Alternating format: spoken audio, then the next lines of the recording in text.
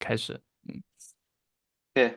First, I will have a very brief introduction, and yeah. 大家好，欢迎大家来到国际游戏研究小篝火第一期，我是今天的主持人若愚。让我们首先有请项目的发起人叶子涛先生为大家介绍一下国际游戏研究小篝火和游戏研究营地。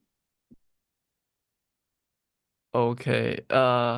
Yeah, I will give a very short, brief introduction about the GSC and the Sunset Sway Media Lab things, and first in China, in Chinese, because we have I think the major of the audience is all Chinese. Yeah, so, Hello，大家好，然后我是叶子涛，然后我是落日间和我们现在在做的这个 GSC 游戏研究营地的发起人，然后。落日间可能大家都知道，我们是一个游戏的媒体实验室，我们会做一系列的关于游戏的从研究到制作到实验到艺术创作到翻译的等等一些系列的工作。然后 GSC 的叫做游戏研究营地呢，就是 Game Studies Camp 是我们现在在做的社群。然后我们是希望以这个社群的方式，能够来去连接国内外的游戏研究者和一些创作者。然后这个是我们办的第一期的，就是以这个 GSC 的名义去办的第一期的国际的一个呃 lecture 或是一个这个演讲。然后对我来说非常开心，因为我英语其实不太好，所以为什么过去的2、3年我一直在做翻译，然后所以其实一直都是一个单向的沟通。然后就是这次就是特别感谢若愚，然后有这个机会，然后请到 Sarah，然后我们现在。等于是说，能够真正的开启一个真的和国外的游戏研究学者进行实时的双向的一些交流所以说特别开心，我们有这样的一个国际的一个，特别是以独立的非学院化的身份去举办的一个这样一个论坛然后这应该是一个很 chill 的论坛，然后也是一个非常公开开放的论坛。我们之后也会在像 B 站或者像微信等等不同的这些渠道去做它的一个录制回放。然后如果麻烦的话，可以关注一下我们的微信的视频号，因为你们可能看到现在视频号还是在视频的直接录播，因为我们的粉丝还没有到达500，所以还开不了 PC 的直播。OK，然后，Yeah，uh, let me give a brief introduction about the Sunset Sway and GSC in English. And the Sunset Sway Media Lab is kind of a media lab focused on playing and the video game studies or the creation. Yeah, so we have um we do the research things and we make the experimental games and also the indie games now. And for example, we have over 50 episode podcast published in China, and we have a lot of conversation between the game developer like me and the other like the researcher, scholar, architecture, a lot of people from different areas, and and especially we have a open translation project called the Sunset Project. We have translated over 100 articles in the last 3 years, which is all the topics is about the game studies and game design things.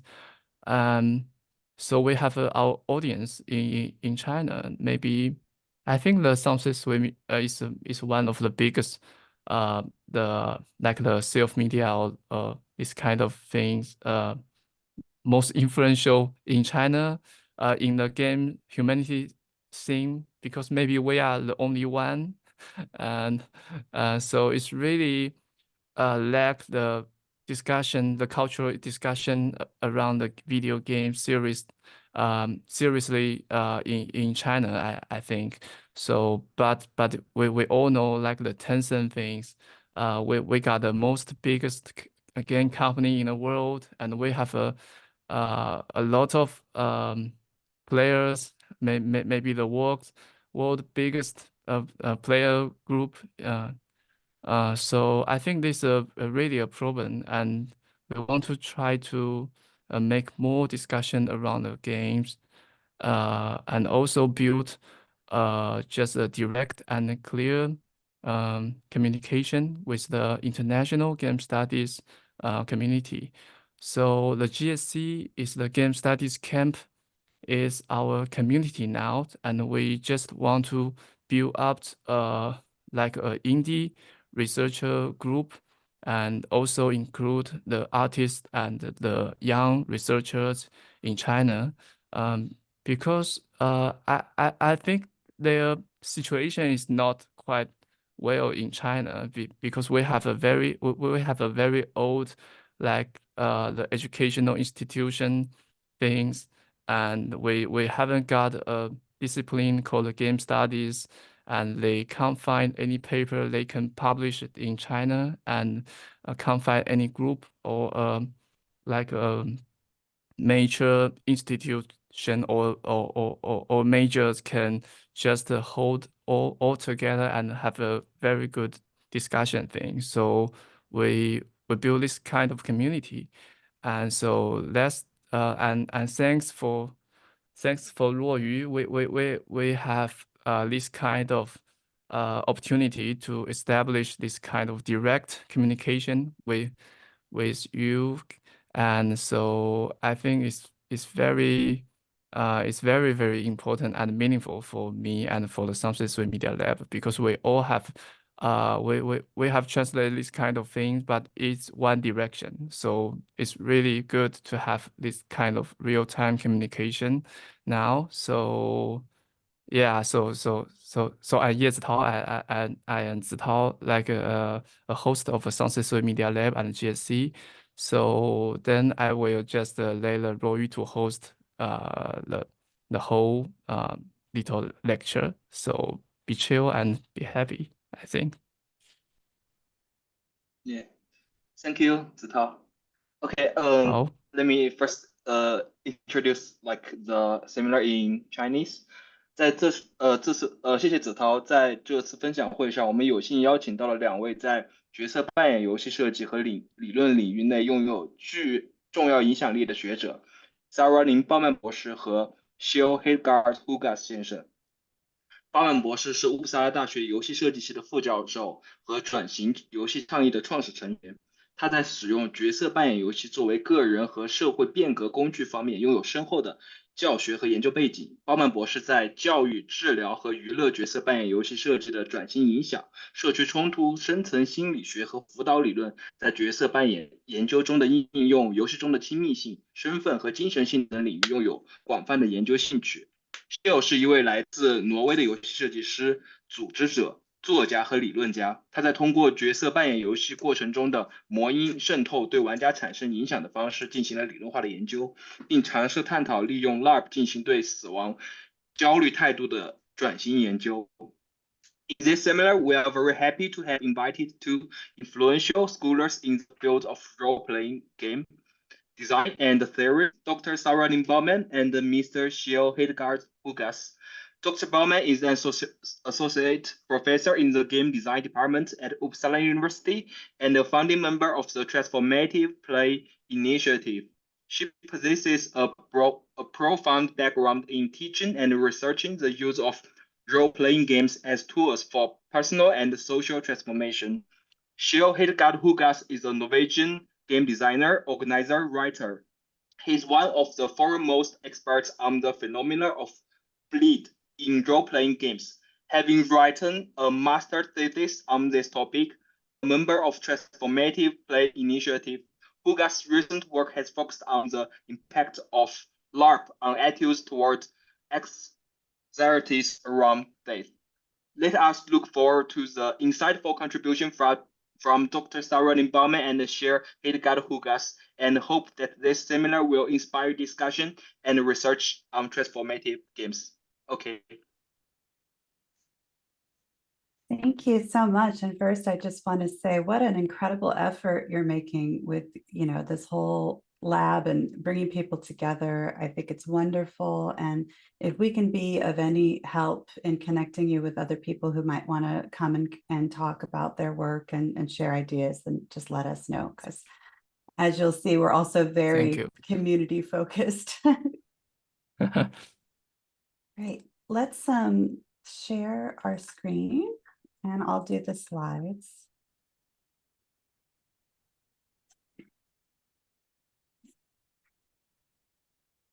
So this is going to be a fairly quick overview of some of the theories that we work with, not all of them, but my name is Sarah Lynn Bowman, as was mentioned, and we are from Uppsala University, the Transformative Play Initiative.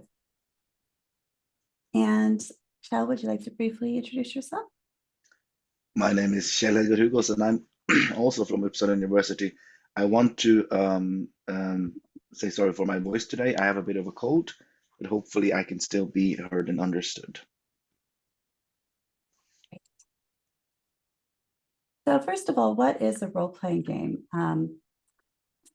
There's MMORPGs and whatnot, which some people might assume is what we mean by role-playing game, but we are very interested in role-playing games that are co-creative experiences in which participants emerge into fictional characters and realities for a bounded period of time through emergent playfulness.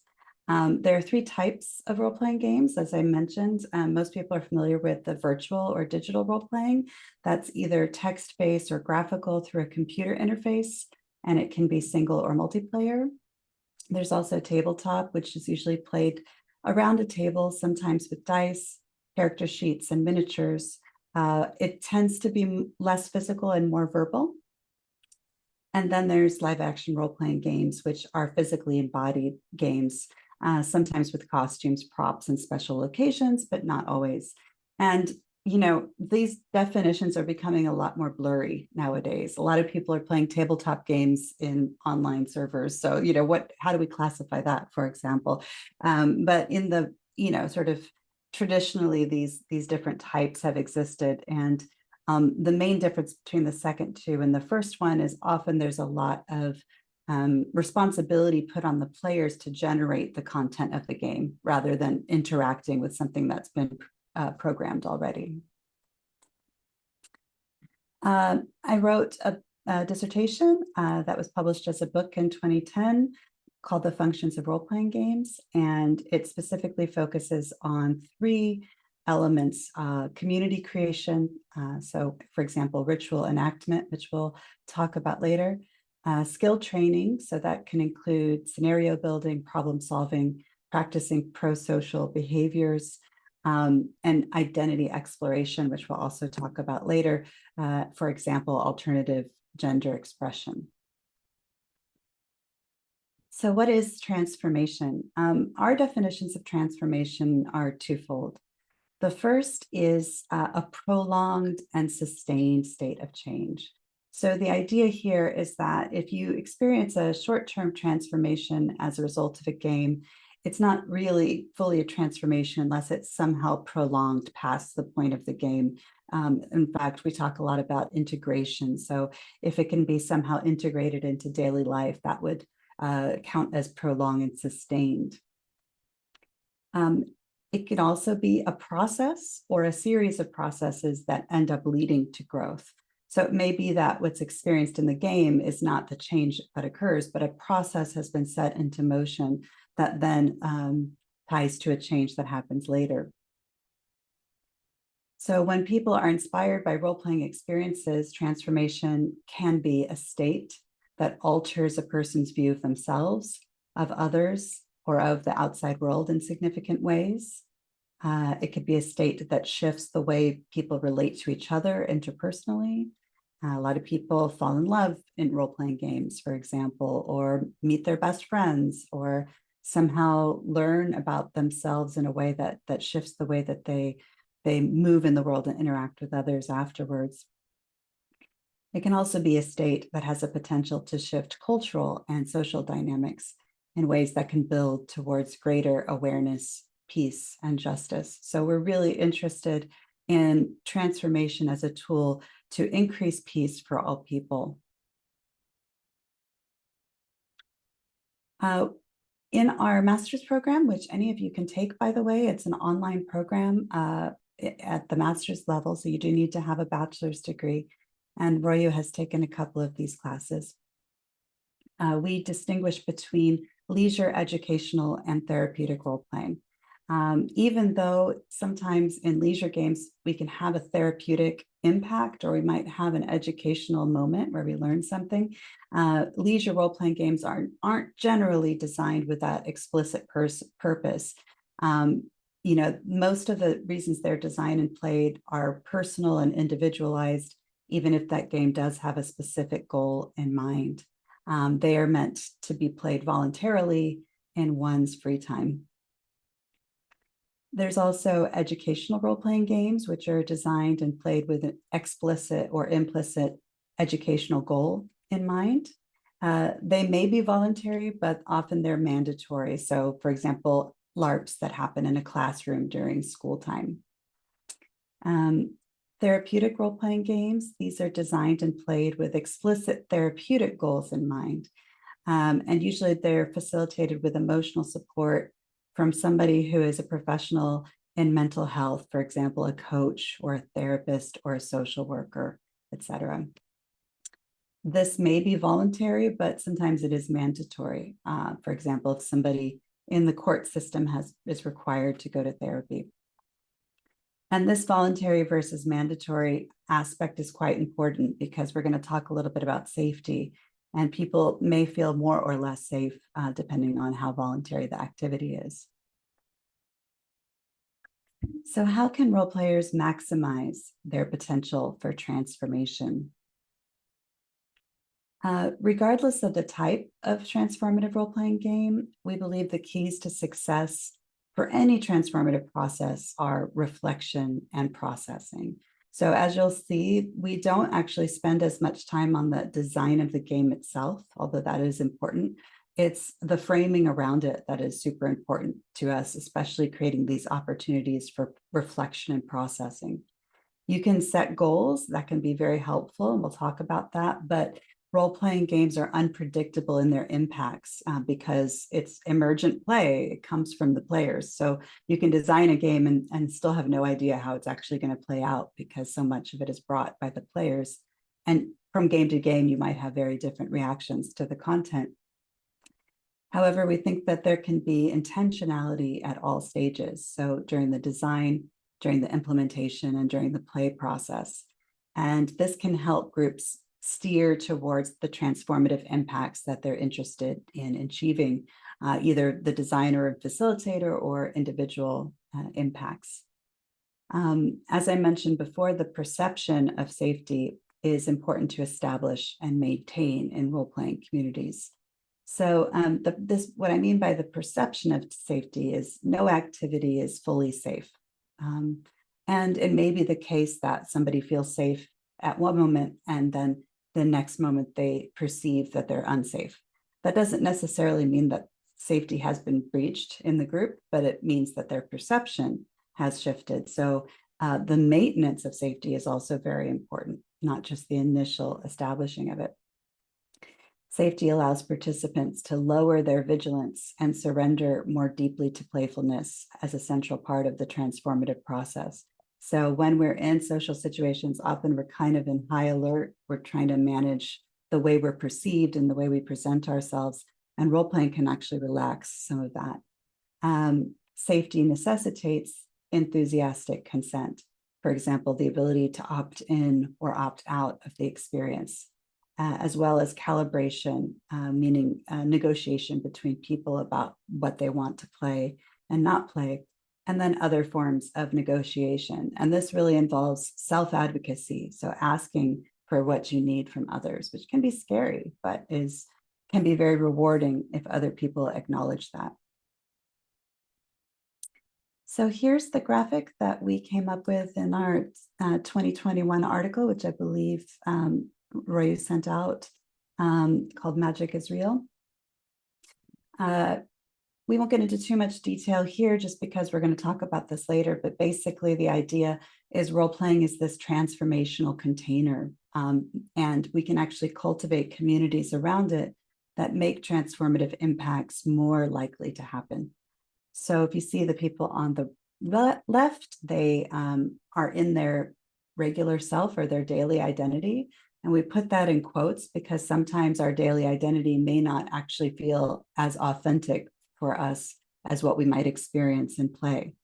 But it's the self that we're expected to be in a lot of ways. And then if we have goals and agreements and transparency, meaning everybody knows we're here for a transformative experience, consent, safety structures, and community support, we might feel safe enough to engage in play. And there's some main functions here. There's the social contract, which is the agreement we have within the group around play. And then there's the magic circle, which is what happens within play.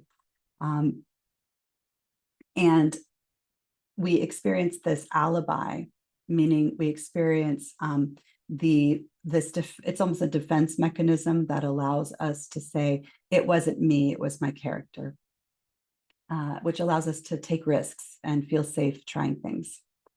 And so if we engage in that alibi with bleed, which we'll talk about later, but things that might come into the game that we want to process and work on, that might then, or events that might bleed out that we can then work with, that can actually be very helpful.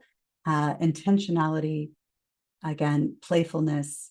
A lot of games out there are played, but there's not necessarily a transformational intention. So that's one of the things that makes this model a little different than typical games. So people enact their alter ego, their character, and then ideally the alibi is thin enough that things can bleed out and transfer into their daily lives. Sometimes if the alibi is too thick, then there can be a disconnect between what happened during play and what happens after play. And again, that requires goals and processing and reflection, as well as taking action on those goals. And again, safety structures and community support on the opposite end as well. And this can lead to a new sense of identity that is more integrated based on these experiences.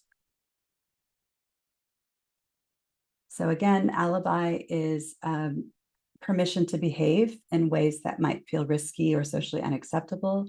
And it allows people to feel more confident taking risks and also failing. And this is why role-playing and simulation are often used, for example, in military scenarios or healthcare work, because it's much more risky to fail with a real patient than it is with a role player. And then bleed, which is the spillover from the player to the character and vice versa. And we're going to go into that in more depth, but some examples are emotions, thought processes, physical states, relationships, personality, traits, etc. So we're going to talk about some mechanisms of transformation. The first one is ritual. And we're not going to go into too much depth here, but role-playing games can be viewed through the lens of ritual theory. Ritual involves 3 stages. There's the departure from the mundane world with a thorough separation of some sort. There's an entrance into an in-between state or a threshold called liminality. And then there's a return to that mundane world, having incorporated the liminal experiences. And we often talk about ritual in terms of rites of passage. For example, a marriage or a funeral or a graduation ceremony. These often have these stages to them. But role-playing games and really a lot of activities can be considered ritual. For Victor Turner, this process creates what he calls communitas, or a sense of community, as we've been talking about. So the very act of taking part in this threshold or liminal state can reinforce community. In this sense, the magic circle of play is literally a ritual space, not just a metaphor in Larp and in tabletop as well. So then we're going to talk a little bit about identity. So role-playing games allow us to experiment with our identities, accessing parts of ourselves that can seem paradoxically more real than our daily identities, as I mentioned before. Donald Winnicott believed that play was essential for young people particularly, but I think this is true throughout life, to really be able to access an authentic sense of self. And when the society around it reinforces play, then that can actually make us feel more authentic. Otherwise, we create this false self that we project. Change often involves learning, which is a complicated process in which we must confront new material and decide whether or not to integrate it. So that can be really stressful. And there can be complications with learning. For example, we can experience cognitive dissonance when new information contradicts our existing model of reality or our worldview. And also relevant to identity is this identity defense that can happen during learning. When a person is compelled to reject any new information that threatens their paradigm because it might be incompatible with their identity. So for example, if you tell someone you're going to play the confident leader and they don't believe themselves to be capable of that, if you're just asking them to step up into leadership, they might say, oh no, I can't do that because the identity defense has kicked in. But if they are playing a character that it's written in the sheet that they're a leader, then maybe all of a sudden they can do that thing, which is really interesting, right? So role-playing games can provide this transformational container in which players can bypass this identity defense and explore aspects of self that are previously underexplored or expressed. So now I will turn it over to Kjell. Thank you, Sarah.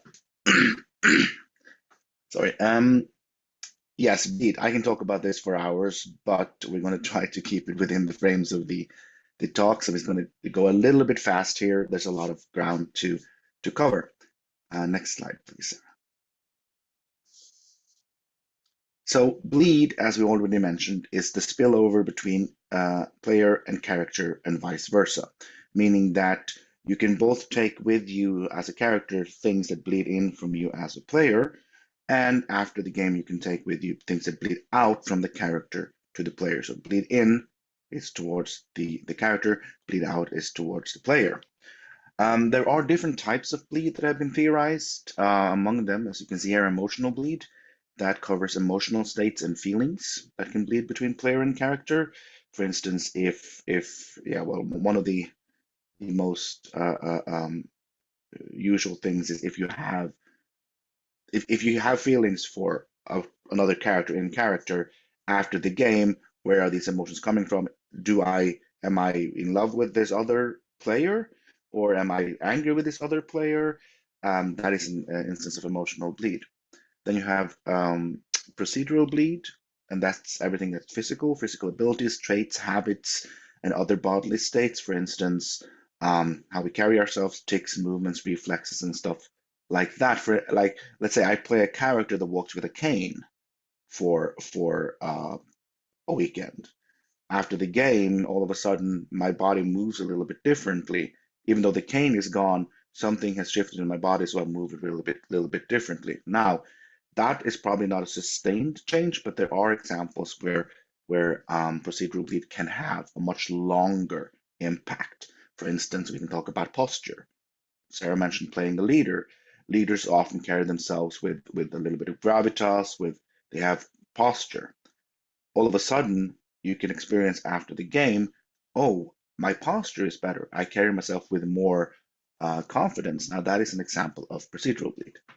And then we have mimetic bleed, which is a bit of a tricky one, because this is ideas, thoughts, opinions, convictions, and even full ideologies and similar that can bleed between player and character. Also, every type of cognitive construct can happen. One of the things, for instance, is if you play in a Larp, you play in an oppressive regime or something, but you're used to having some sort of democratic deliberation with your friends about what to do.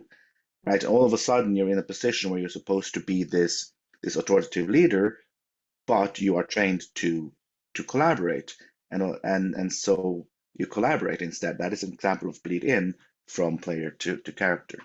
So values of equality and equity embedded in structure in the game, leading to a player adopting these views outside of the game. That is something like we can practice democracy, for instance. Next slide, please, Sarah. The ones on the first slide are like what I consider the building blocks, the components of bleed, whereas these are more complex versions where different components come together to create bleed complexes. One that's been theorized is ego bleed, where aspects of personality and identity bleed between the player and character. For instance, yes, we talked about playing a leader. A resilient and strong character can lead to greater confidence in the way you carry yourself after the game. We have emancipatory bleed, theorized by Janea Kemper. It's very, very interesting. She posits that players from marginalized backgrounds can experience liberation from that marginalization through their characters. And she also coins the term term navigational play because they can choose to steer towards such liberatory experiences as means to challenge structural oppression. For instance, overthrowing an oppressive structure in play, leading to players processing aspects of real-life oppression in their own lives. Now, super important to say, it's still play. You cannot completely recreate one-for-one a situation of real oppression in the real world. And that's important to communicate because as a player, oh, I've played oppressed now for a week, and now I understand how it is to be a person of this and this group, for instance. That is not the case, but you can get a little bit of a taste of it. And then there's romantic bleed, which is very common. People report having feelings after a game, but not knowing if that is between the characters, or if you now also have feelings for the player or the character that your character had feelings for. And that's when players feel attraction or even fall in love with fictional characters and or players. This is one, as I said, one of the most reported ones because it's easy to recognize when it's happening. I've also theorized a complex called identity bleed, where you basically there are a lot of different theories of identity formation from psychology and social psychology and so on, and I believe that we can actually identify these also happening in bleed as part of the integration process after the game. Next slide, please. But bleed, as it's not always transformational, bleed can be experienced as negative and damaging if it's so strong and you're not able to process it correctly or process it sufficiently after the game. It can affect your life negatively and lead to disruptive effects. And then there are those who claim not to experience bleed at all, although they may not realize they are experiencing it because the experience did not surpass their bleed perception threshold. And the bleed perception threshold is a concept that explains, because we believe there's always a certain amount of bleed. You cannot have an experience without it impacting you in some way or other. The question is it noticeable for you? Is the bleed so strong that it shakes your daily experience so much that you can feel that something is happening or not? And so that is when it's not, then your experience of bleed is below this threshold where you can't perceive it, but if it does, then it's above the threshold. Now, this is bleed, important to say, this is just one of the possible ways of things can get integrated after a game. Others engage in different methods of integration, and we're, for instance, intellectual analysis. We mentioned here. We also have a lot more complete list. Next slide, please. As I said, yes, bleed offers one of the mechanisms that can help us understand pathways to transformation. And through bleed, we can become more aware that the frames of in-game and off-game are more porous than we may realize. So like there is actually some transfer here. It's not, the alibi is not so strong that this is two completely different spheres. They do influence each other. We mentioned here frame theory by Irving Goffman. When you know that this is porous, you have a space of great potential for steering towards transformative experiences. Now, steering is a concept where you as a player use information that you as a player have to steer your character's journey to a place where you feel that, oh, this will be the most interesting. If you were to act just as a character, it might not be the right or smart thing to do. right? You steer your character into danger, for instance, because that will be the most interesting place. That is using knowledge that you as a player have that the character does not have in order to get the experience that you want. That is what steering is. You might also use bleed as a way to unlock aspects of your life that we would like to design differently, such as identities, self-concept, communities, or paradigms, or even relationships. So if you're aware of this, you can actually, let's say we'll use leadership as an example. I think it's a very good example. I am, as a player, I'm not very used to being a leader. I don't feel like I have that capacity. But then in game, I play a leader effortlessly. Now, if I am aware of this porous nature, then it's easier for me after the game to go, hey, I did that. I know that this is connected to who I actually am outside of the game. So I will just lean into and be more self-assured that I can actually act as a leader, and that then I can act that out in my daily life. We might also integrate our role-playing experiences, including bleed, into our lives in intentional ways and expressing ourselves in ways that feel more authentic as discovered through play. And this is super interesting because play can sometimes reveal to us who we really are. And that sounds very big, but let's say if you've never had an experience of something or a potential thing that you can do in your life, but you experience it through play, all of a sudden new avenues may be open to you. There's a lot of gender exploration happening through play, for instance, where you experience playing a different gender and all of a sudden that feels more authentic, right? And that's something that play can give us, and we can feels more authentic, we can explore it and integrate also after the game. Next slide, please, Sarah.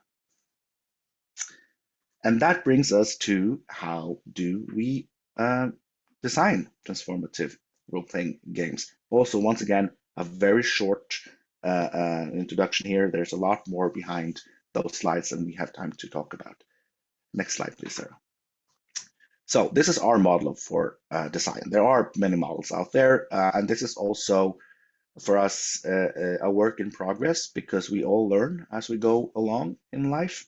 We are never completely, fully educated on this. But we always start with the question, what is the desired impact or goal? And as Sarah mentioned, the three-way model we had about the different types of games. If it's a leisure game, we call it a transformative impact. If it's therapy, we call it a therapeutic goal. And if it's education, we call it a learning objective. And this is important because this is language that is recognizable in these different spheres. And examples of this, and this is from categorization that me and Sarah created a couple of years ago. In educational goals, you can have, for instance, critical thinking, systems thinking, problem solving, perceived competence or motivation. That can be part of your impact or goal. In emotional processing, we can go for identity exploration, identifying, expressing emotions, processing grief or trauma, practicing boundaries. Examples of social cohesion goals, leadership, teamwork, collaboration, practicing communication skills, etc. And then political aims, awareness raising, perspective taking, empathy, conflict transformation, and paradigm shifting. Now, these are just examples. The lists are longer here as well. Next slide, please, Sarah. So we ask the question, and then we make sure that every single design component of the game considers the desired impact or goal. So it should be the question you ask at every point in your design. And if there are components that come up that run counter to the desired impact or goal, they should be removed or reframed, or as we also say, kill your darlings. Right? Be ready to, if that really cool thing that you wanted to put in the game, if an objective consideration of whether it leads towards the desired impact says no, then you should remove it. Maybe you can use it in another game later. But it's also important to remember, as Sarah already said, impacts will likely extend beyond your initial expectations or goals, because players bring in things and there's emergent play that we cannot decide 100% when we design the game. So we just say, embrace the chaotic nature of the form and trust your players to find the good play. Next slide, please, Sarah. But as we also mentioned earlier, the game itself can be well designed and everything is great there. But for transformative play, the framing around the game is even more important. So, since role-playing games are ritual spaces, we also follow this three-part play thing where we have before the phase and preparation. You frame the game by creating workshops, lectures, costuming, other ways to prepare for the game or the ritual. During the game, you have to, of course, design the game itself. An in-between phase where social identities within the community can shift. This is the liminal stage, right, in ritual. And then after, and when we return from the game back to our own daily lives, we design and frame de-rolling exercises, debriefing, processing, and integration practices.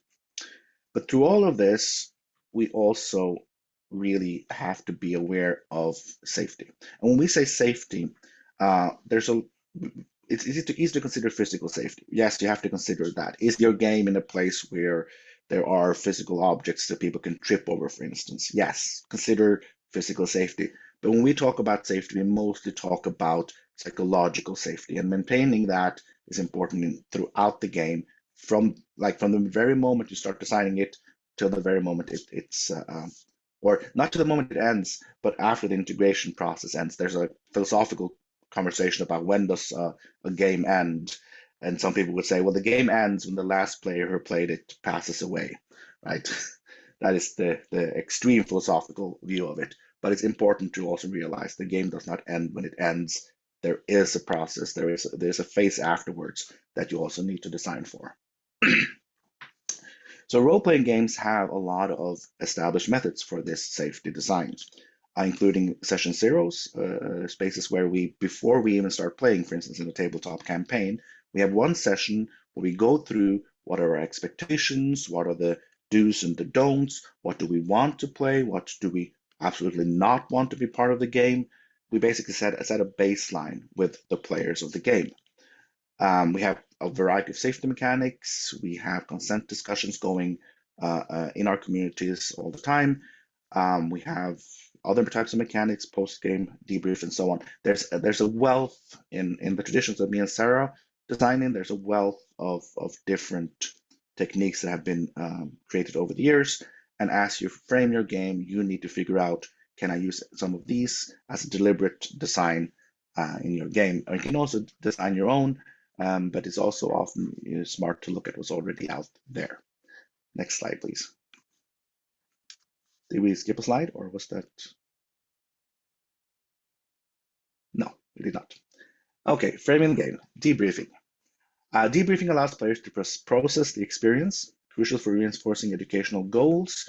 The game itself is not enough, which means, for instance, if you have a game about, let's say, you're going to teach geology to the kids, and they have a role-playing game around it, the game is not enough. You have to afterwards actually go and, okay, we now have to do a debrief, and what did we learn here, and repeat so that they learn their educational goals. Debrief can be structured through facilitation, or it can also be completely unstructured. But we advise people to have structured debriefs, because that will give everybody who played the game a chance to speak. Quite often in any sort of social group, there will be people who are more inclined to speak, and there's nothing wrong with that, but it's also very important to have processes that are designed so that the people who don't really speak that much also get a chance to voice their opinion and feel heard.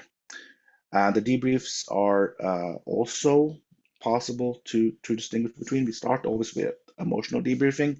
It's very important to first be able to process the emotions that are coming up, because if you don't do that, you will not be able to do intellectual or educational debrief later. And you can see here processing the emotional experience, sometimes according to goals, common in leisure and therapeutic settings.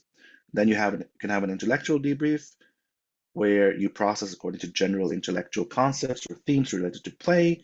And this is very common in leisure, therapeutic, and educational games. And then you can have an educational debrief, where you process according to specific learning objectives. And this is very common in educational settings, as I mentioned, geology, for instance. I don't know how that game would be, but I want to design it now. Then after the debrief, we go into integration practices.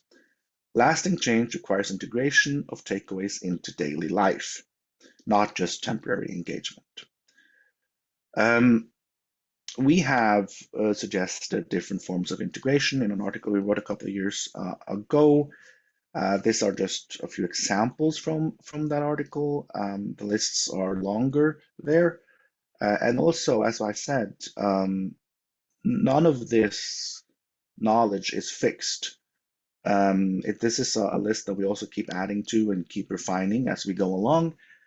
But for instance, forms of integration, creative expression, you can journal, you can do studio art, performance art, you can even design your own game. The experience you had at this game made you want to design this other game, that it will be part of your integration practice. You can write fiction about the game. A lot of people write the story after the game, what happened to the character after the game. You can engage in storytelling with other characters, with other players of other characters, and you can co-create all sorts of stuff after the game. When it comes to intellectual analysis, you can do contextualization, you can research. A lot of people who play games, like for instance, there's a famous game about the HIV/AIDS epidemic in the US in the 80s. A lot of people who play that game, they go after the game, they go out and research more to learn more about what actually happened. You can reframe experiences, you can do documentation and theorizing, like what me and Sarah does very often. After we play a game, we go out and we try to figure out, how does this fit into theory? Is there new theory arising here, for instance? You can apply existing theoretical lenses. I do that quite often. And you can just do reflection, revisiting your experience and trying to reflect on how this fits into the grand scheme of things. In emotional processing, you have the emotional debriefing, which we mentioned. You can work with reducing shame. A lot of the things that come up with identity defenses are around shame. Like, let's say I play a character and find out, oh, I actually this thing with the relationship I had with my father in this game is much more what I want to have with my father, but there's shame in having that type of relation in my family. Okay, I will work emotionally with trying reducing that shame, because that is a relationship I want to take from the game and try to establish with my father in real life. You process bleed. There are different ways to do that. You can work with ego development and evolution. You can even actually go to therapy and bring in these experiences. Interestingly enough, a lot of therapists these days have discovered the power of role-playing and use role-playing, tabletop role-playing mostly, in their practices.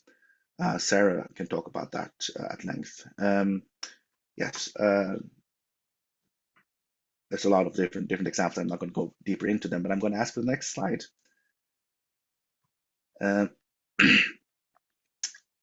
Forms of integration will continue here with interpersonal processing. Important to connect with co-players. A lot of players report that when they've had a strong experience, the only other people they feel can possibly understand are other players of the same game, so they connect with them. You can also reestablish previous social connections with people who were not in the game. As I said, for instance, my example with having a relationship to a father in game, changing how you want to reestablish social connections with your father outside of game. Negotiating relationship dynamics, that is in the same vein. You can share this with role-playing experience with others. We call it, sometimes we call it war stories. You want to tell what happened at the game to somebody who was not there. And then engaging in reunion activities. When people have had strong experiences, there are, for instance, these days, there are social media groups, Facebook, for instance, where people will continue to reconnect a long time after the game ends. Then we have community building. People go back to their local communities, they bring the experiences with them, they do networking, they plan events, they collaborate on new projects, create new social systems, so on and so on. And then we have returning to daily life. De-rolling, managing bleed, narrativizing role-play experiences. Narrativizing role-playing experiences is super important. Narrativizing is trying to create, it's not telling exactly what happened. It's about creating a coherent narrative from seemingly random and maybe not that well connected things that happened, but creating a narrative, maybe creating a narrative arc that is redemptive or so on. That is also very, very important. Humans are storytelling machines. Engaging in self-care and grounding practices is super important here. there's something called the Larp drop, where players after a game that's been impactful for them can feel a significant drop in their what's the word I'm looking for? Their general feeling of well-being. Like they get sad. It can almost feel like similar to some sort of mild depression. And then it's super important to engage in self-care grounding practices and connect with others so that you can process the experiences that you had. Next slide, please. I feel like I keep talking a lot, but here are all the references that we've mentioned in this short talk. I believe we're going to make these slides available, Sarah, for those who want them.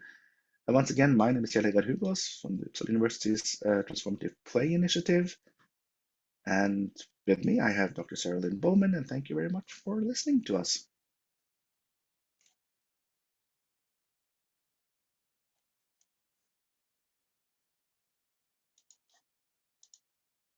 Oh, thank you so much, Sarah and Kjell. Thank you for your very interesting and amazing sharing. And is there any question? I think we have a Q&A session. 对，我们那个提问可以用中文，然后若愚可以来做同传。Yeah, I'm saying about we can have a Chinese question and Roy can do the translation, I think. Yeah, maybe let me do the first question. I have a bunch of questions. I think it's really a very inspiring talk. It's because I recently researched on the the intersection between the theater and the game or the lab as a theater things. So I've just participate a theater workshop about the puppetry. So I'm thinking about does there any relationship between the actor training workshop and the lab things? Maybe it like when we have a actor training workshop and the mentor will just give a lot of tasks and make a little games. And the participants can try to I remember there's a kind of emotional games from the man who invent the environmental theater and the Schechner. Yeah, his workshop has they design a emotional grid, and when you stand in one of the grid, and you will make you cry, and when you stepped into another grid, you will change you will turn like a happy emotion. This kind of training. So and also hear a lot about the it remind me a lot about like the theater of application and the theater of the oppressed.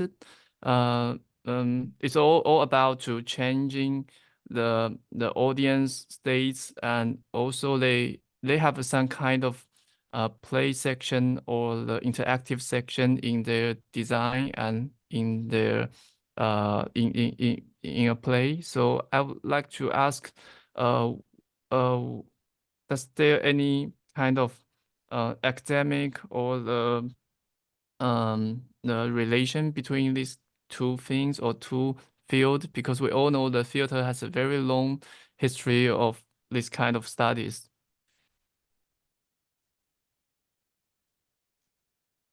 I'll let Kjell answer. I'll put an article that I wrote on the topic in the chat, though, so because I spent some time thinking about this as well.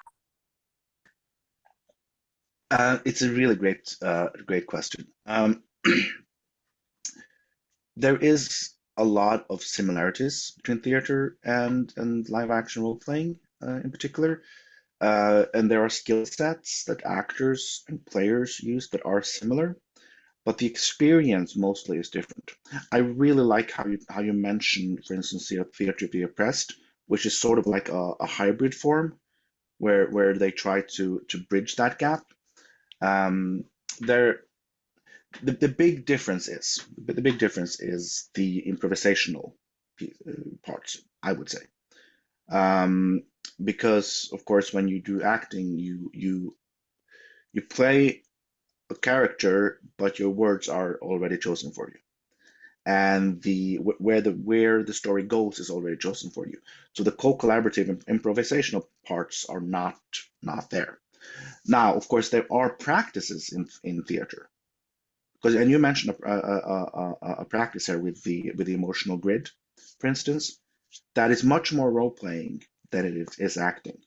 Meaning that theater recognizes the importance of improvisational skills, recognizes the importance of tapping into the experiences and the emotional life, so to say, of the actor, because that brings a more believable I'm looking for performance as an actor. There have the last few years been attempts in practice to bridge that gap, where you can, as an audience member, come and be part of an interactive theater piece, but it's very hard because if you're an audience member, you're an audience member, right? And if you are a player, the moment you have an audience, it's different. Like for instance, we see Critical Role, which is really big on YouTube, playing tabletop role-playing games. They're doing role-playing, but they're still different. It's a different animal because they play against an audience. It needs to be funny, it needs to be dramatic, and so on.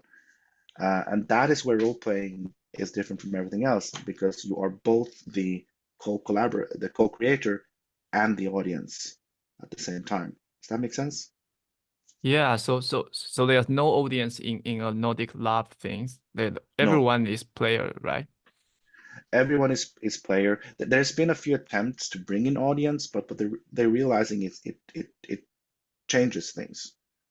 Like for instance, if I am in a game and for me to feel psychologically safe, to be brave enough to take the chance at deepening into an experience, and maybe something that can be transformative, the moment there's an audience member, that changes the entire dynamic. And I mean, I might feel safe enough, but that is through many years of practice, right? And so the audience completely changes the dynamic. And I can you have LARPing with audience? Maybe. I haven't seen it work yet. Thank you. 若愚，你能看到那个聊天框里的问题吗？ Yeah. And like there is a question in the chat box. Do I need like read it or? 对，你来读吧，你来读一下。Okay. In our daily life, when we take on various roles, I mean certain social identities such as becoming a husband or a father after marriage, this kind of role playing can significant at one's psychological state and behavior patterns. Is there a clear boundary between this transformation and bleed? I would say yes, just because when we're talking about bleed, we're talking specifically about the act of entering a fictional experience as a fictional character and then being able to leave that experience. So it's one thing to have played a husband and then go back to your life and no longer being a husband, than to have entered into a marriage ceremony. We talked about a rite of passage, for example, and then all of a sudden society expects you to now be husband. That's not something that's easy to opt out of.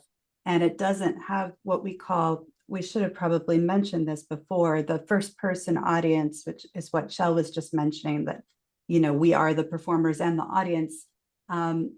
We also have I forget what I was going to mention about that, but anyway, the point is that we are not able to, that first person audience means that we are both the player and the character at the same time, which is a unique psychological state that we don't tend to experience in daily life. We might get into maybe a little bit of observation about our own behavior, but we don't perceive ourself necessarily as being totally different from our role.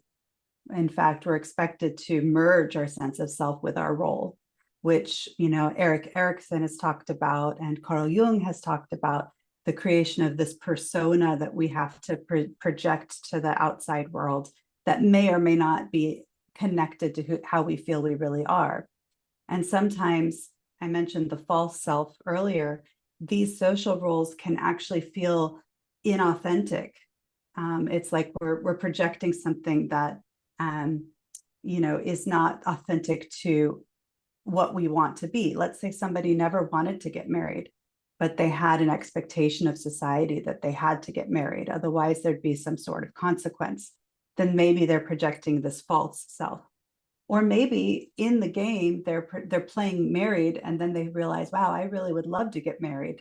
And then they decide in their daily life to get married. That would be an example of bleed and transformation as a result of the game. But again, it has this fictional layer and this ability to opt in and out that we don't always have in daily life. Yeah, hopefully that's clear. Yeah, and I think there is a follow-up question about like in films, in movies and TV shows about hippolysis. We often see hippolysts using a snap of their fingers to awaken patients from hippolysis. In practice, are there any common effective method to help players bleed out from the game? That kind of depends on the definition of effective. What we can say is managing bleed. The most important thing about managing bleed is realizing that it's happening. So being aware that what you're experiencing is, or this, because bleed is often experienced as things being unstable, right? Like there's something wrong. You feel like something is shifting. A sort of a discomfort because yeah, things are out of balance. That's a better word. Now, if you're not aware that bleed exists, if you're not aware that it can manifest in these ways, that is a much more scary experience than if you're actually, oh, this might be me bleeding from what happened in the game.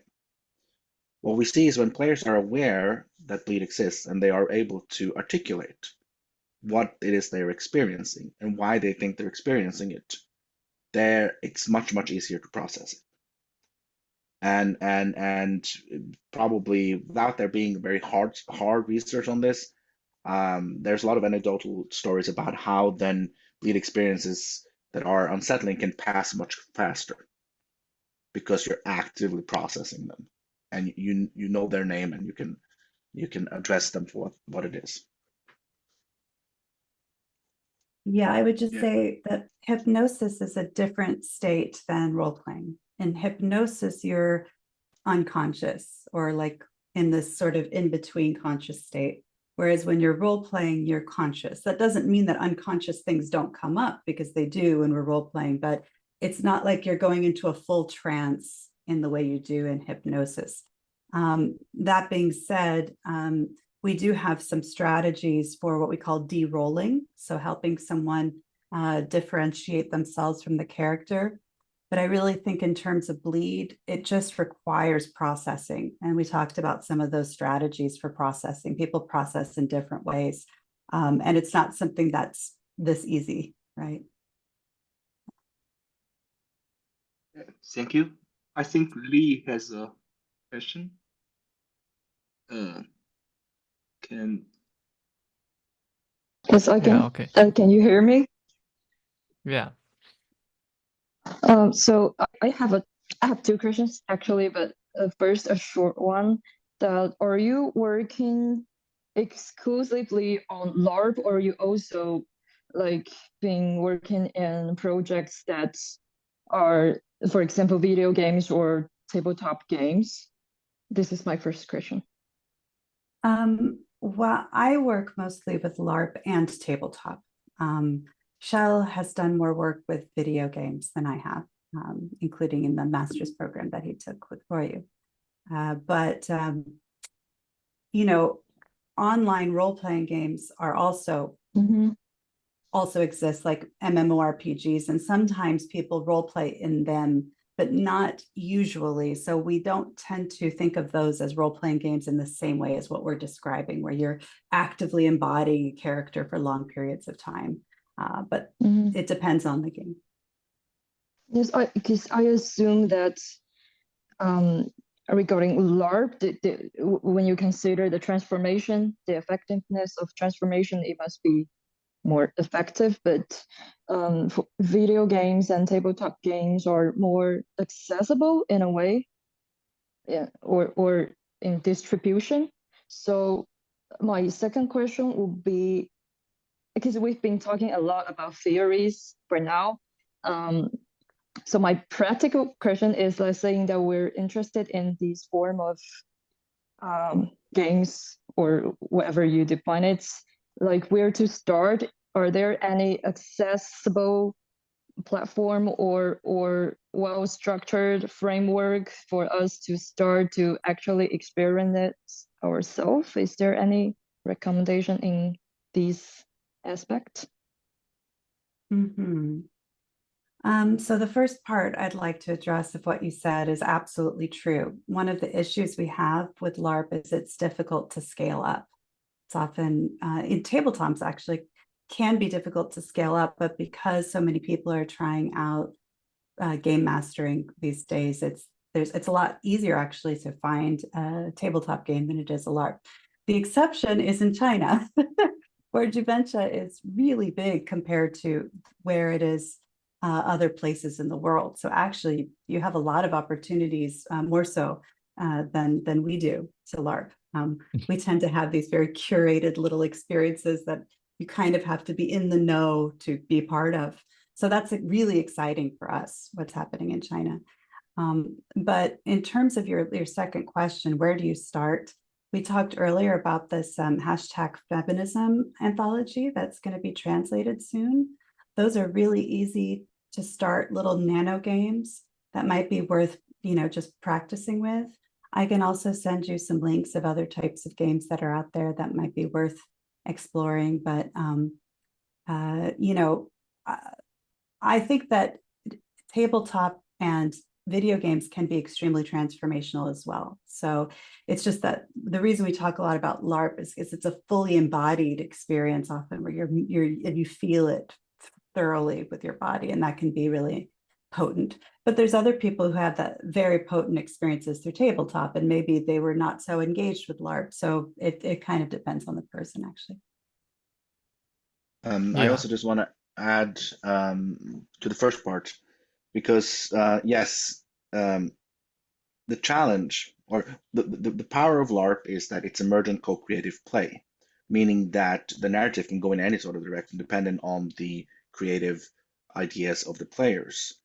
Video games, the power is the scalability, but they don't have that same type of emergent play. Like if I play a role-playing game, a video game, I approach an NPC, there are limited numbers of things that can happen there in the narrative. And all of them have been put in there by the designers. Now, will the advent of AI change that? Maybe. I don't think we're right there yet, but this is the holy grail. If you can have the emergent co-creative play of LARPs and you can combine it with the scalability of digital games, then I think you're really, that's the holy grail. And it might happen. Who knows? We never know what technology might afford us in the future. Thank you. 我来补充一下，就是说刚才 Sarah 她提到的那一本，就是轻量级的那个，就是女性主义那个 Larp 合集，应该今年我们会找机会去做以及去推出，然后可能也会有一些小规模的工作坊尝试，对。And maybe we can invite your guy next time to China and experience the Chinese Chinese like Larp, and also make some workshop for us, I guess. Cool. That would be amazing. And I think I see. like So 子文, yeah. yeah, it's one. So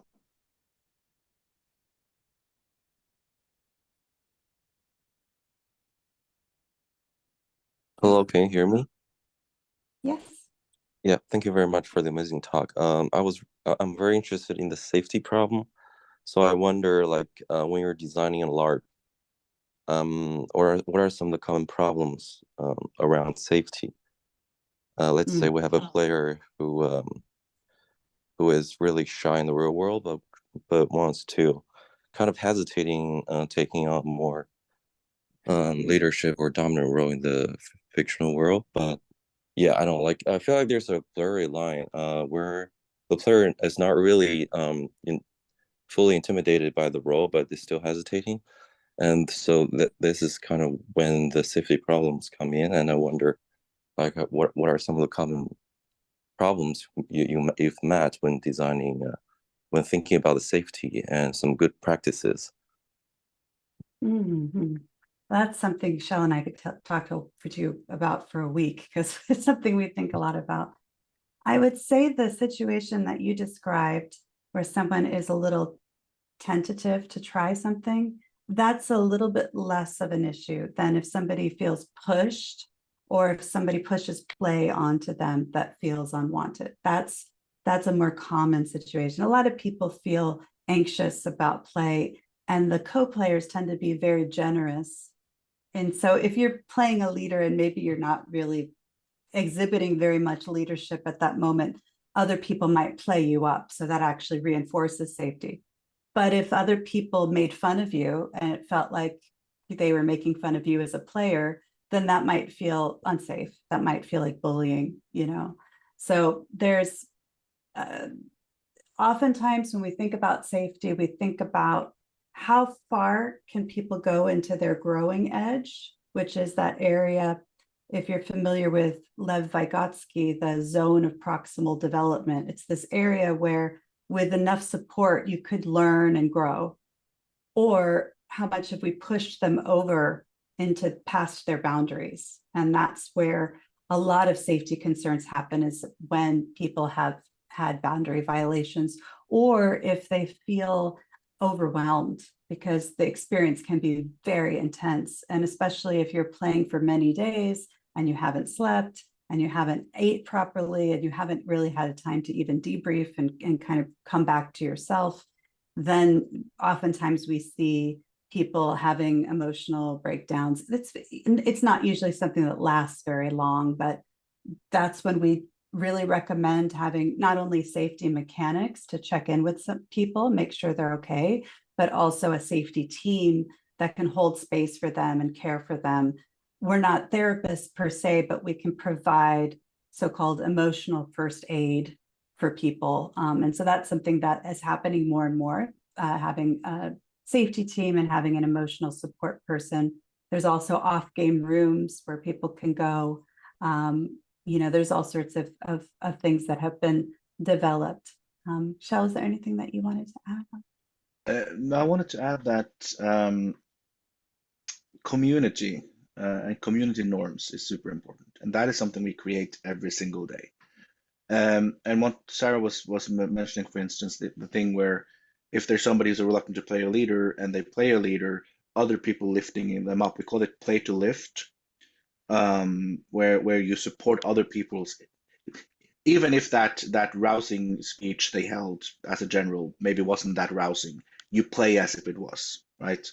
You support them, you lift them up that way.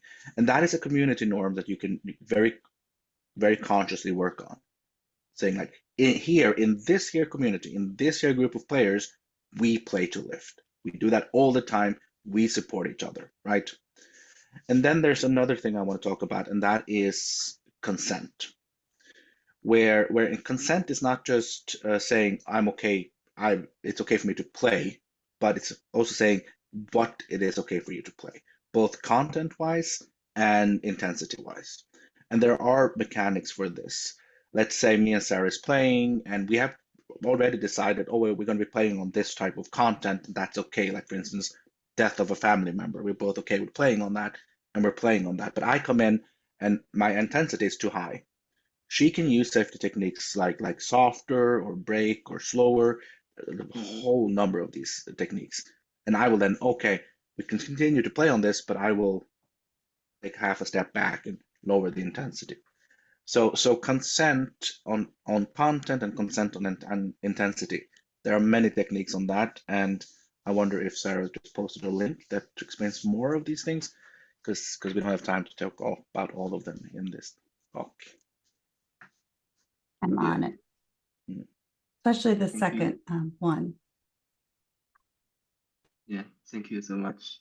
And I think we have 2 questions from the chat box. The first one is, do you have any advice for young people who want to start a game studies community? What is your ideal game research atmosphere like? Also, do you have any advice for confused young people who want to join game research, such as topics or directions of research areas that should be carefully covered, preparation needed, and so on? Oh, that's a big question. I do believe there's a DIGRA China that has opened up. Have you heard of that? I would really make sure to connect with them. And if you can get on the DIGRA mailing list, that's what I advise to everyone, because there's a lot of really interesting discussions that happen there.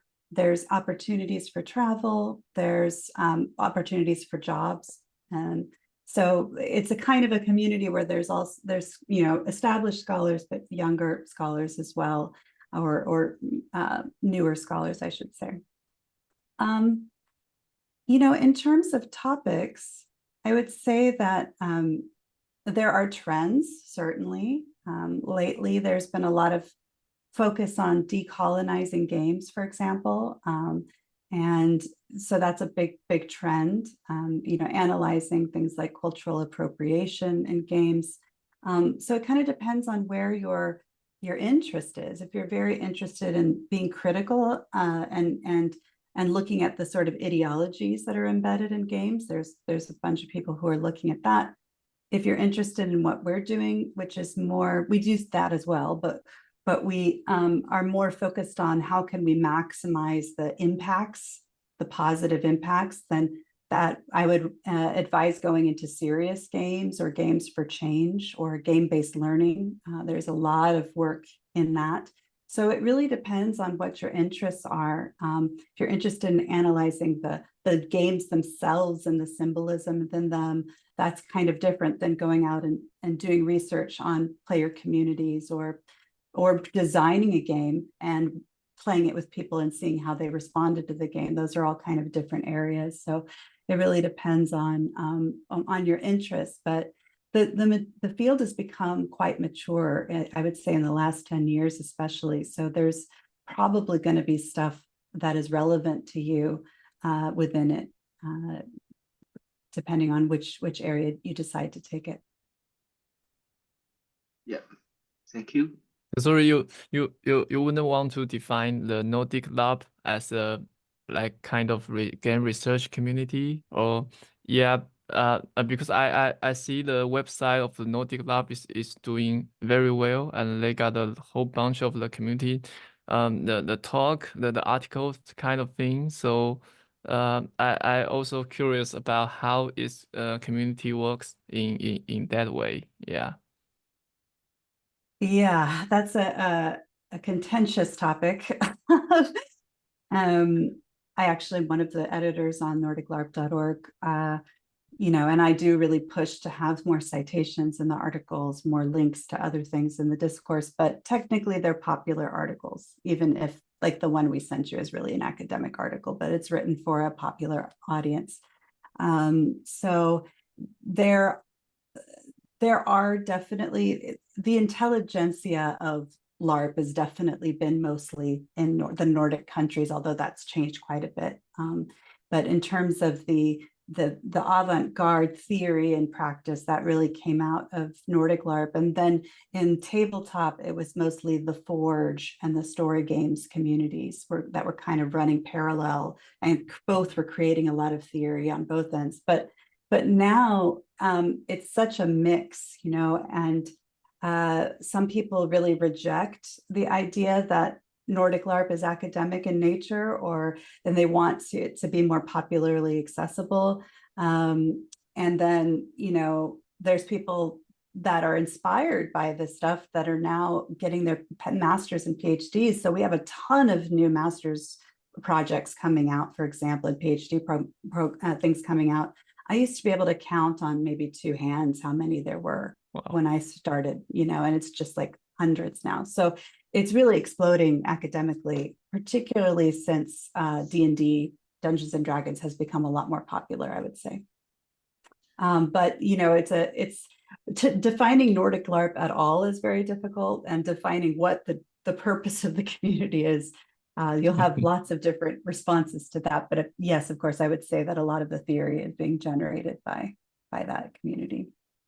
And I can add on to that. I think the reason why Nordic LARP, I think there are many communities, but it's a tradition. I think the reason why it became so prominent is that it was a place where both theory and practice engaged with each other, right?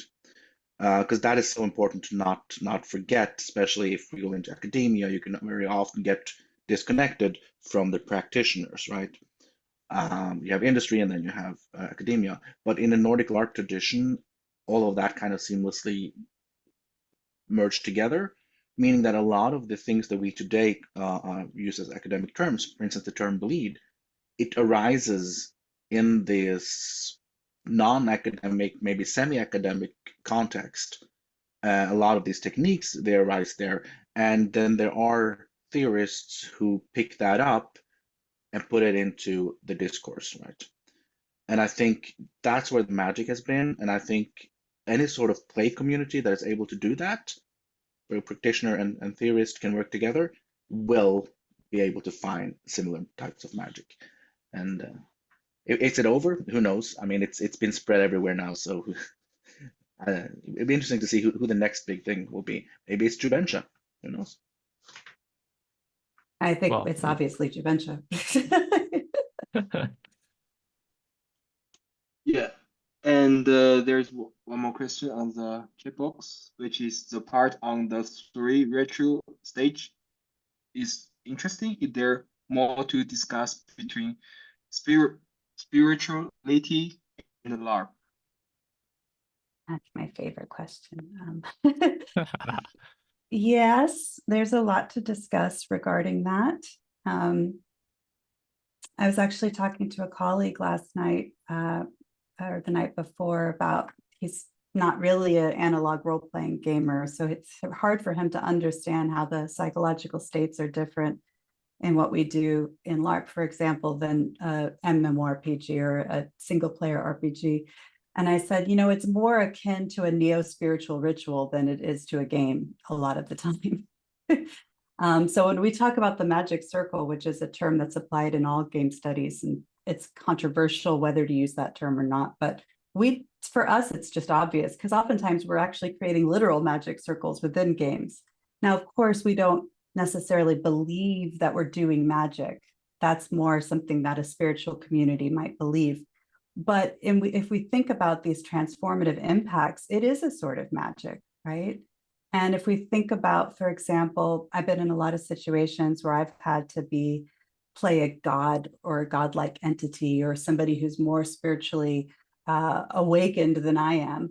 And somehow I have access to that ability in those moments. And where is that coming from? You know, so this is something we haven't really discussed much here, but an interest of mine is the theories of Carl Jung and depth psychology and archetypes that we're tapping into when we're playing these characters, and how they might be connected to a collective unconscious. So to me, Carl Jung is the strongest bridge between those kind of spiritual questions and the more psychological aspects. So I've written some articles on that as well, if you're interested in that. And he was another person who kind of struggled between spirituality and science in his life. And this is something we play with in this article. You know, we bring in neo-spiritual theory, which usually is not done in game studies. And then we talk about, actual psychological theories that are very complementary, we think. So, Jubencha. Actually, Roy, you should answer this question, I think. Yeah. Yeah. Actually, it's Jubencha. I mean, like it's. I think it was a Yeah. comment of us butchering the name. It's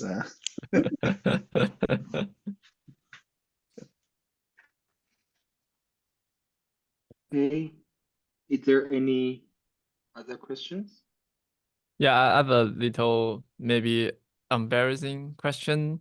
Yeah, it's because when we talk about the role playing things, and it remind me to like the sexual role playing things, like the citizen and these kind of things. So I would like to ask, do you guys like to take some theory or this kind of things from this kind of tradition, or is the sexual role playing is also the topic of your guys' research? Kjell, do you want to start? And then I can. Well, I can start with, for instance, there is a lot of the safety techniques used in Larp today actually come from the BDSM scene. Because they, of course, also have spent decades developing psychological safety mechanics. So there's a clear overlap right there. And then Sarah will talk more about the rest of it.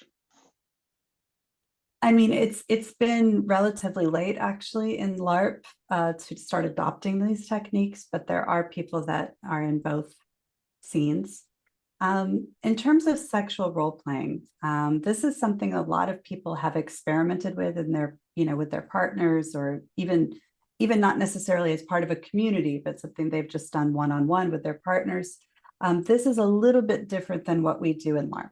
Even if you're playing sexuality with someone, usually there's some sort of distance. Not always. Sometimes there can be real arousal that happens. But the point, for example, in BDSM, the point of having a scene is to have, some sort of sexual gratification. Whereas in LARP, that's not the case. Some people might go to LARPs hoping that happens, but that's not the goal of everybody who's there, right? And if that person is really trying to push that onto other people, that can be very problematic, actually. So there's a lot of these questions around safety are very important when talking about experimenting with intimacy and sexuality. So there are some LARPs where it's not allowed at all. There are others where maybe you have a mechanic like the touching of hands, and that's meant to simulate, this is called Arzamundi. There's, sometimes people will talk about what happens, so they're just describing it. And then there's more and more levels of physicality depending on the game, but usually that will be signposted on the description ahead of time so that hopefully, what the norms are in terms of things like nudity or sexuality. But I would say that difference between we're all creating a shared fiction and maintaining it, that's a little bit different than a scene in a sexual capacity, where oftentimes the scene aspects aren't that important. They're just there to kind of help you get rid of your daily self and get into the moment. So yeah. Wow, thank you. If you're interested in that, there is a chapter on sexuality and role-playing in the role-playing game studies book. And I would recommend, if you're doing translation, if you haven't already, to be maybe thinking about the role-playing game studies book, because that's kind of like our academic, I would say Bible, but I don't necessarily like the connotation of that. That's our textbook. Okay, cool. Core rule book. Yeah, our core. I'll put the link in the chat. Cool. And actually, we are, there's about to be a second edition of this coming out. So if you do decide to translate, I would wait until the second edition is out. I just did the proofs for my chapters, so it should hopefully be soonish, but academic publishing takes forever, so who knows. Cool.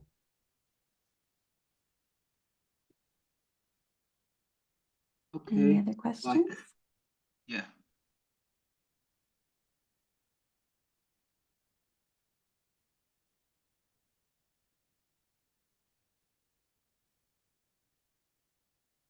And I want to talk a little bit about the translation things, about the transformative role-playing games, because when Royu give me the translation, he used kind of terms in maybe a little bit like the reform or just a change immediately, or like a rupture things to just change the things immediately things. But in your talk, it seems like a very, I don't know, it's a prolonged and also a sustainable process. So what is like the most suitable meaning of these kind of terms? And yeah, so I think it's very important because it's maybe the first time we translate these kind of terms and concept in Chinese. Yeah, and that's a really great question and a big, challenge when translating things, obviously. During play, there can be an immediate change, right? That can feel very stark. And that immediate change might lead to prolonged and sustained, which is really what we mean by transformative, because we want that shock to the system to not just be in isolation. We want it, there's some learning to happen as a result of it. So it depends on how you want to approach that. If there's a different word that works there, then that's great. But another way we could do it is just to add a footnote or something that says, we're using this term for it, but when we say transformation, we're also referring to this long-term impact, and maybe that will help solve it.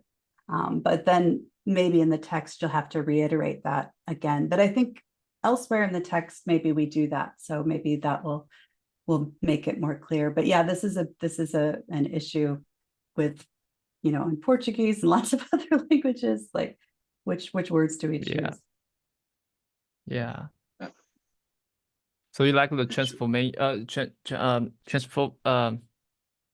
this kind of transformative the moment is kind of it's like a moment. It's a short time, but the terms you use is like you wish this kind of influence can be long and just influence and like the lifelong development of a people or a person.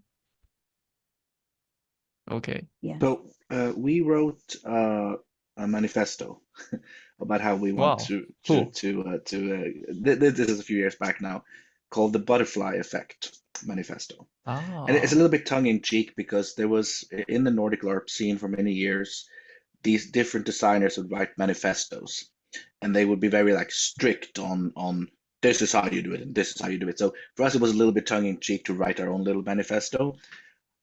But the Butterfly Effect Manifesto, and the Butterfly Effect to us has two meanings. One, it is the creation of a butterfly. You go from a little larvae, you go into a cocoon, and you stay there for a while, and you come out changed, right, as a butterfly. And you're forever going to be a butterfly after that. But then there's also the butterfly effect from chaos theory.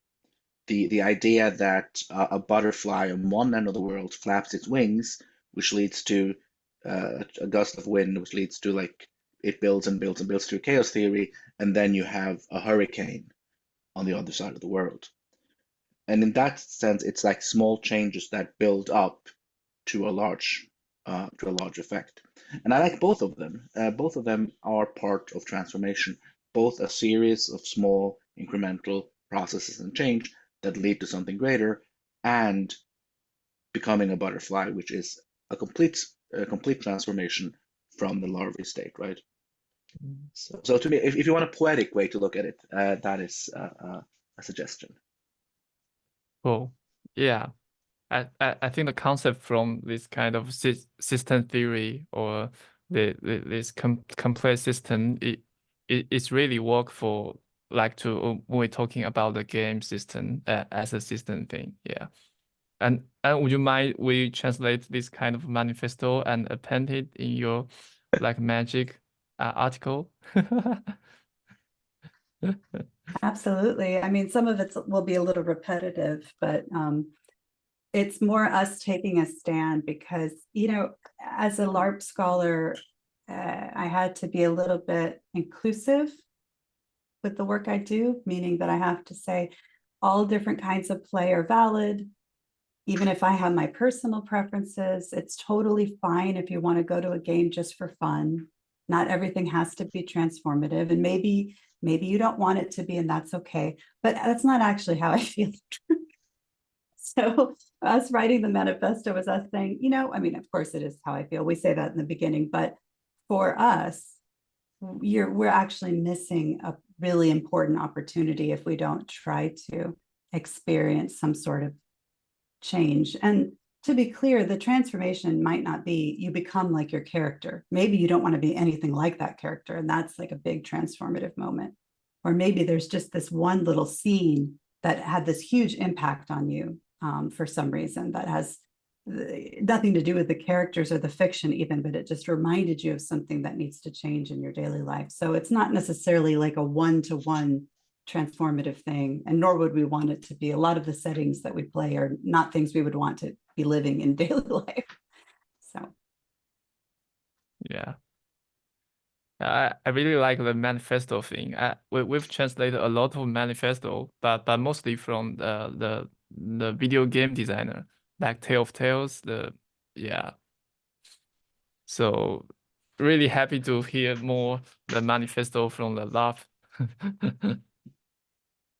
one of the things Nordic Larp is famous for is these manifestos, and then they burn each other's manifestos in a public display, and you know.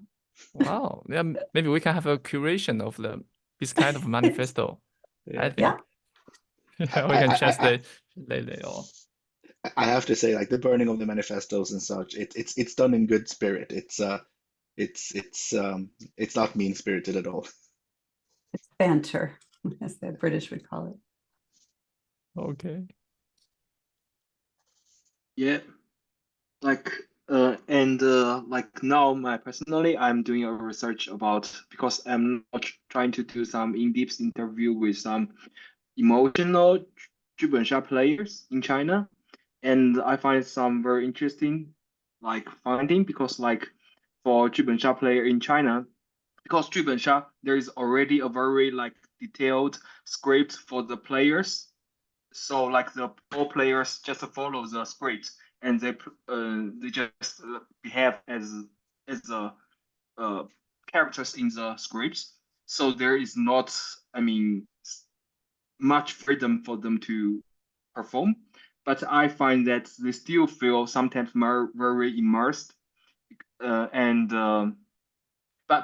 like from the finding, I just find that there are sometimes nearly no prolonged like influence on them when they went back to their like normal life. So I think like actually I'm trying to like find, is there any like transformative potential in 剧本杀, and I find that it can like different from Larp. So I guess like there could be interesting if we can have some chance to hold some similar between like players in Nordic Larp and player from like China and from 剧本杀 as well. So I think that could be very interesting. I think the Nordic LARPers, I know they would be super interested in that. They're so curious. And right now, even there's a thread on our Facebook group, like what's happening with Juventus right now? That would be super, super cool. And I would say that, you know, when you have because this happens in LARP too, or in sometimes in tabletop, where you have something that's very sort of railroaded, meaning that you're playing these characters that were assigned to you. There's a very clear plot that you're supposed to be playing out.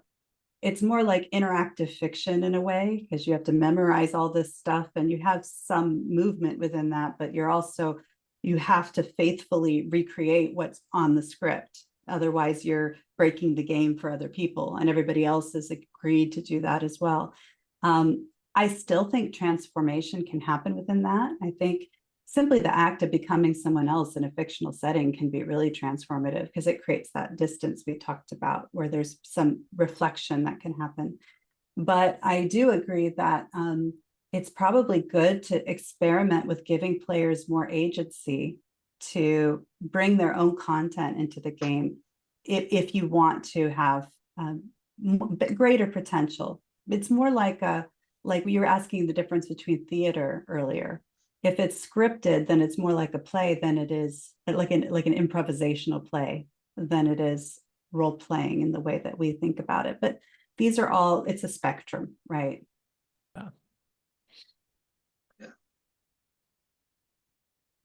And I think like there is, thank you very much. And I think there is one more question on the chatbot, which is the discussion today seems to be more, so it's a comment, right? Is there any? So it's not a question. Okay, sorry. Okay, so like, is there any other questions? Or yeah. Okay, thank you so much, Sarah and Kjell, and thank you so much everyone for joining the discussion today. Like, yeah. Thank you so much for having us. This was an absolute wonderful way to spend a Sunday morning. Thank you. I appreciate all of your time. Yeah, maybe see you next time in China. That would be absolutely wonderful. So cool. Okay. So where in China are you located, Sitao? I am now free in location, but mostly in Shanghai and Guangzhou and maybe Shenzhen. So yeah, so it's really like the traffic is so convenient in just around the city of the China, and you can travel everywhere. Awesome. Okay. All right. Okay, thank you. So maybe everyone. we can, yeah. So thank you everyone, and thank you Sarah and Kjell. See you next time. Yeah. See you.